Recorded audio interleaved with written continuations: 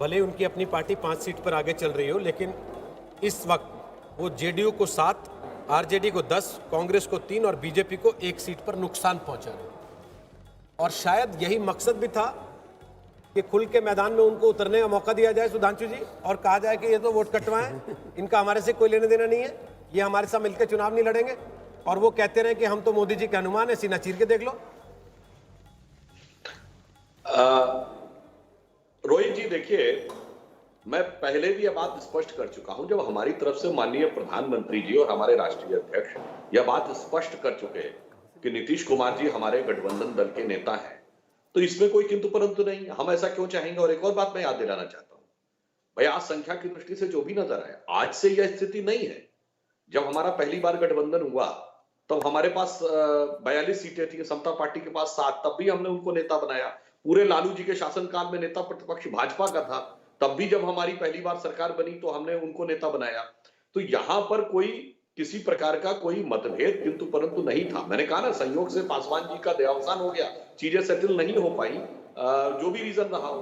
परंतु आप एक बात तो देखिए, अगर एलजेपी हमारे साथ होती तो क्या होता, तो आज की तस्वीर कितनी अलग होती। और मैं फिर एक और बात कहना चाहूंगा, जैसा अभी रागिनी जी ने कहा था गठबंधन में, अरे भाई इन्होंने किसको साथ लिया? भाकपा माने, मतलब कम्युनिस्ट पार्टी जो मार्क्सिस्ट लेनिनिस्ट, जो कि नक्सली हिंसा का समर्थन करती है। अरे भाई, आप लोग कम से कम सत्ता प्राप्त करने के लिए एक पार्टी जो बिहार में समाप्त हो चुकी थी उसको पुनर्जीवित करने का काम कर दिया।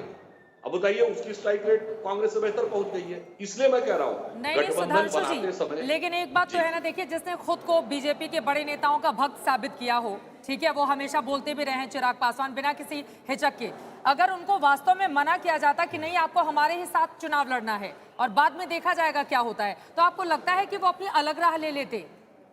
देखिए, मेरा मानना यह है कि यदि रामविलास पासवान जी होते तो वह स्थिति बदल जाती, वो चीजें समझ जाती। परंतु जहां तक उन्होंने मोदी जी के लिए कहा, तो मैं कहना चाहूंगा इस बात पे भारतीय जनता पार्टी ने ऐसे नेता उत्पन्न किए हैं, मोदी जी की cutting across the party line तमाम लोग कई मौकों पर प्रशंसा कर चुके हैं। अटल जी का दौर याद करिए, घनघोर विरोधी अटल जी के भी अटल जी के प्रति सम्मान की भाषा बोलते थे। तो ये तो मैं मोदी जी के व्यक्तित्व की विराटता और स्वीकार्यता मानूंगा जो हमारे यहाँ के नेतृत्व कर रहा है। इसमें हम कोई किसी प्रकार की जो लोग चालबाजी देखने का प्रयास कर रहे हैं वो मैं उचित नहीं मानता हूं, क्योंकि हम अपने को नुकसान पहुंचा के कौन सा लाभ पहुंचाने का प्रयास करेंगे। और अभी तक के आंकड़े बता रहे हैं कि 20 से 25 सीटों के मुकाबले में बीजेपी आगे है, जेडीयू पीछे है। अगर 25 से 30 का ऐसा ही आंकड़ा रहता है तो बीजेपी का कोई सीएम बनेगा या नीतीश कुमार ही मुख्यमंत्री बनेंगे?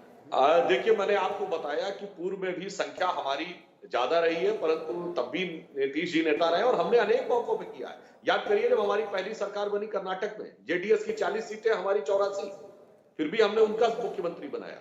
मायावती जी के साथ जब गठबंधन हुआ, हमेशा हमारी सीटें ज्यादा थी, हमने उनका मुख्यमंत्री बनाया। तो ऐसा नहीं है, हम उस प्रदेश के हित में और राष्ट्र के हित में निर्णय लेते हैं। हम इस आधार पर नहीं लेते हैं कि साहब संख्या ज्यादा होगी। अब देखिए, महाराष्ट्र में हमारा गठबंधन इस बात पे टूटा, वहां तय था बाला साहब ठाकरे जी के जमाने से, जिसकी संख्या ज्यादा होगी वो बनेगा, परंतु उन्होंने नहीं माना। हाँ, एक बात और कहना चाहूंगा, अभी रागिनी जी ने एक बात बोली थी, हार या जीत की बात, तो मैं कहना चाहूंगा कि भाई उन्होंने तो अटल जी की कविता बोल दी, हार में या जीत में किंचित नहीं भयभीत में। तो मैं भी ये कहना चाहूंगा, ये जो बिहार जंगल राज था, इससे हमने निकाला है, पर अभी बहुत आगे जाना है। मैं नेहरू जी की एक कविता कोट करता हूं, रॉबर्ट फ्रॉस्ट की वो कविता जो बहुत लाइक करते थे, वो अंग्रेजी में थी कि woods are lonely dark and deep but I have promises to keep and miles to go before I sleep and miles to go before I sleep. तो अभी बिहार में हमको विकास की यात्रा में अंधकार से निकाल कर लाए हैं, अभी बहुत आगे जाना है, मीलों चलना है और चलते ही जाना है। ये तो आपकी पार्टी की तर्ज है। फिलहाल तो पटाखे बहुत दूर दूर तक जा रहे हैं। ये देखिए, आपको इसको बिहार में बड़े ही शौक से ये पटाखे फोड़े जाते हैं, फटफटिया बम बोलते हैं इसको, और ये लंबा इसका लड़ियां भी कही जाती हैं। एक बार आपको लिए चलेंगे, ये आंकड़े तो हम दिखाई रहे हैं। रागिनी नायक जी, चिराग पासवान के अगर हम आंकड़ों को देखें, ये देखिए, ये दोनों की रेस आप देख रहे हैं, ज्यादा नुकसान वो महागठबंधन को पहुंचाते दिख रहे हैं अभी तक के आते हुए आंकड़ों के मुताबिक। लगभग 10 सीटें आरजेडी का जहां वो नुकसान पहुंचा रहे, 3 कांग्रेस, 1 सीपीआई, 1 सीपीआईएमएल, और जेडीयू की 7 ही सीटों पर और बीजेपी की 1 सीट पर। चिराग पासवान क्या वाकई आप लोगों को लग रहा है, सुधांशु जी की बी टीम थे, तो तो इनकी कितनी कुल बी टीमें हो गई? ओवैसी जी, देखिए पासवान जी, और ओवैसी जी हुए तब तो पूरा वो गठबंधन ही हो जाएगा जिसमें अजय कुशवाहा शामिल थे, मायावती शामिल थे, सब थे। देखिए अंजना जी, हाथी की एक खासियत होती है, उसके खाने और दिखाने के दांत अलग अलग होते हैं। मैं शुरुआत से ये बात कह रही हूँ और आज भी उस पर कायम हूँ कि गठबंधन जदयू के साथ और छोटे छोटे ठगबंधन कई और किए थे। भारतीय जनता पार्टी ने अपनी राजनीतिक रणनीति के हिसाब से ये ठगबंधन किए थे और इसका उनको पूरा अधिकार था। देखिए मैं इसका इल्जाम भारतीय जनता पार्टी पर नहीं लगा सकती। यदि उनको फायदा हो रहा है, वो साम दाम दंड भेद की राजनीति येन केन प्रकारेण हमेशा से करते आए हैं।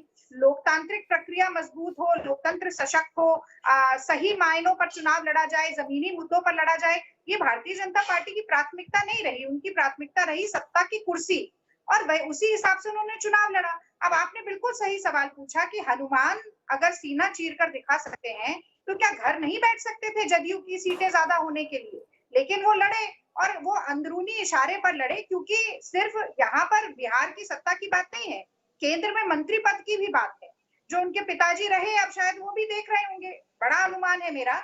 लेकिन आज मुझे लगता है कि विश्लेषण भारतीय जनता पार्टी से ज्यादा मुझे कांग्रेस पार्टी पर बोलना चाहिए और मैं ये बहुत ही जिम्मेदारी के साथ कहती हूँ कि भारतीय जनता पार्टी का एक विकल्प बनने की जो हमारी पूरी तैयारी है, हम जो जमीनी मुद्दे उठाते रहे हैं, इसके साथ साथ क्षेत्रीय स्तर पर भी किस तरह से कांग्रेस का संगठन लगातार मजबूत हो, इस पर काम करने की बहुत ज्यादा हमें जरूरत रहेगी। मैं ये बात बहुत जिम्मेदारी के साथ स्वीकारती हूँ, पर मैं अभी भी यही कहूंगी कि 20% वोटिंग जहां हुई हो तो 80% तक आते आते शाम नहीं रात हो जाएगी। और ये मान लीजिएगा कि लालटेन जो है वो रात में जलती है और लालटेन को जो है वो हाथ ही उठाता है, तो कांग्रेस का हाथ लालटेन पकड़े हुए रात तक जगमगा उठेगा। ये बात आप मेरी मान लीजिए। और एक बात मैं और कह देती हूँ कि बहुत बार हमें ऐसा लगता है कि जीत का लड्डू और हार का ठीकरा जल्दी से बांट दिया जाए, लेकिन अभी दोनों को ही थाम कर रखने की जरूरत है। अब्बास साहब लालटेन लेके खड़े हैं और ये बता रहे हैं कि आप लोग क्या क्या कर रहे थे, लेकिन फिलहाल जो तस्वीर है वो तो हम दिखा रहे हैं 127 में सरकार बनती हुई दिख रही है, लेकिन जेडीयू छोटी पार्टी बन गई है इस बार। देखिए इसके पहले भी आरजेडी बड़ी पार्टी थी और जेडीयू छोटी पार्टी थी, उसके बाद भी सरकार बड़ी ठीक नहीं बनी थी। तो हमारे पहले क्या दिया गया था कि जेडीयू बड़ी हो या बीजेपी बड़ी हो उससे कोई फर्क नहीं पड़ता है। जो जादुई आंकड़ा है 122 थे, इसके बाद आगे हम जा रहे नहीं जा रहे। हम समझते हैं कि उससे कहीं ज्यादा आगे जाएंगे और सरकार बनेगी, नीतीश कुमार ही बिहार के अगले मुख्यमंत्री होंगे, इसमें कोई इब्बट नहीं है। अब विपक्ष जो है अपनी आजादी है, आज बोलने के लिए बोले, उससे कोई रोक नहीं सकता है। लालटेन पे तेल है नहीं, लालटेन जले कहाँ से? लालटेन अब तो एलईडी का जमाना आ गया, किस घर में जलता है बताइए? बिहार के कोई जगह नहीं है जहाँ एलईडी बल्ब जलता हो, वह लालटेन तो जलता नहीं है। अब लालटेन लेके हाथ घुमाता है तो फर्क नहीं पड़ने वाला। लालटेन घर पे लालटेन दिख रहा है ना, तो लगता ही है कि वो पड़ा हुआ है, तब उसमें जंग लगा पड़ा हुआ है। इसलिए अब एलईडी युग की बात कीजिए, बल्ब की बात कीजिए। बिहार में एलईडी बल्ब जल रहा है। ठीक है, लेकिन ये जो ब्रेकिंग दिखा रहे हैं इसको जरा बड़ा करके दिखाइए। 365 वोट से पीछे, 462 वोट से पीछे, 340 वोट से आगे, अभी ये स्थिति है। वाकई चुनाव अधिकारी ने जो कहा है वैसे ही स्थिति बनती दिख रही है। देर शाम हो सकती है नतीजे साफ होने में, लेकिन फिलहाल लगातार एक स्टेबल स्थिति जरूर दिख रही है। 127 पर एनडीए आगे, 106 पर महागठबंधन। लौट रहे हैं, देखते रहिए नॉन स्टॉप कवरेज।